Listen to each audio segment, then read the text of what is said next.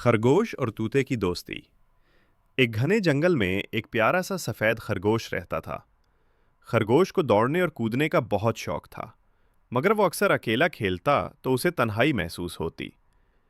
ایک دن وہ درخت کے نیچے گاجر کھا رہا تھا کہ اوپر سے ایک سبز طوطا اڑ کر آیا۔ طوطا بولنے میں بڑا ماہر تھا۔ اس نے کہا، السلام علیکم خرگوش بھائی، کیا میں آپ کا دوست بن سکتا ہوں؟ خرگوش نے خوشی سے کہا، وعلیکم السلام، بالکل، مجھے تو ایک اچھے دوست کی تلاش تھی۔ اس دن کے بعد خرگوش اور طوطا ہر وقت ساتھ رہنے لگے۔ خرگوش اسے جنگل میں دوڑنے کے مقابلے دکھاتا اور طوطا اس کے لیے رنگ برنگے پھول توڑ کر لاتا۔ ایک دن بارش تیز ہو گئی۔ خرگوش کے لیے تو مسئلہ بن گیا کیونکہ اس کا بل پانی سے بھر گیا۔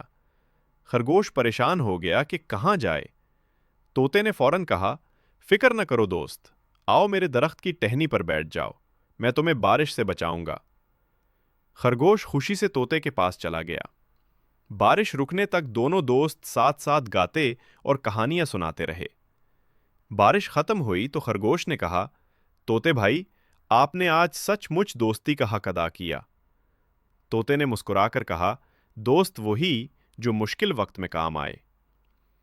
اس کے بعد جنگل کے سب جانوروں نے خرگوش اور طوطے کی مثال دینا شروع کر دی کہ سچی دوستی رنگ اور شکل نہیں دیکھتے۔